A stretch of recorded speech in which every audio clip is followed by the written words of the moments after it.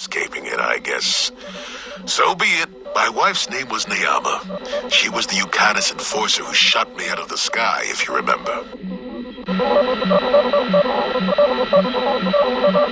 My wife had plenty to do with the war. Upon meeting her, I knew right away that she was strong in the Force. That's why she was able to shoot me down. Neyama was a marvel of a woman. Fiery, determined, smart. She dragged me to the capital and foiled 3 of my attempts to escape prison. Oh, and that body.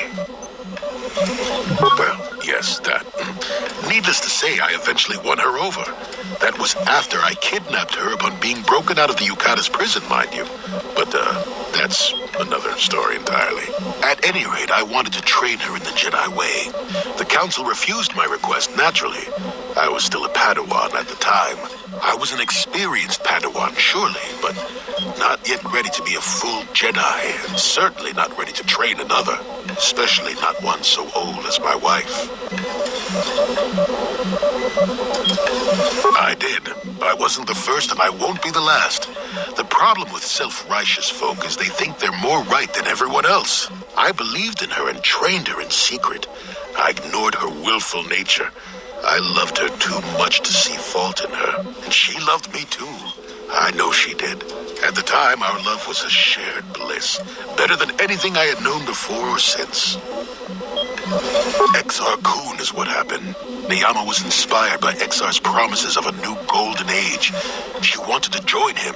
She came to me, pleading with me to throw aside what she called the decrepit trappings of the Jedi, to join her in Exar's war. I pleaded with her to reconsider, to think about all that she was throwing away, to think about what she would become. She would have none of it. Finally, in frustration, she attacked me. She drew her lightsaber and attempted to strike me down. It was a scene being repeated everywhere throughout the galaxy. Pupil against master. In my case, it was a long and terrible battle, but I defeated her.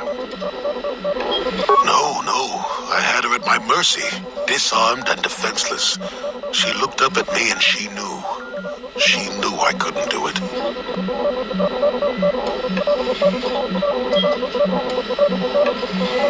But I should have. Sometimes I convince myself otherwise, but it's no use. She had fallen to the dark side when she raised her saber against me, and I let her go.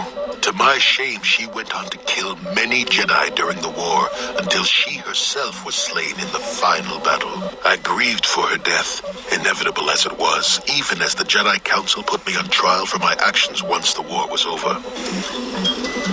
I had trained Neyama against their wishes. I had failed to kill her when I had the chance, and she went on to kill others. Not to mention that I had remained a Padawan throughout the war.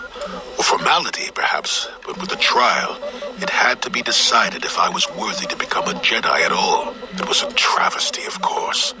I told you that even the Jedi were capable of great injustices, didn't I?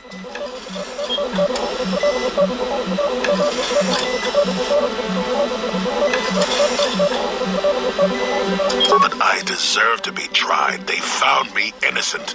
Even though I deserved every punishment and more, they let me go.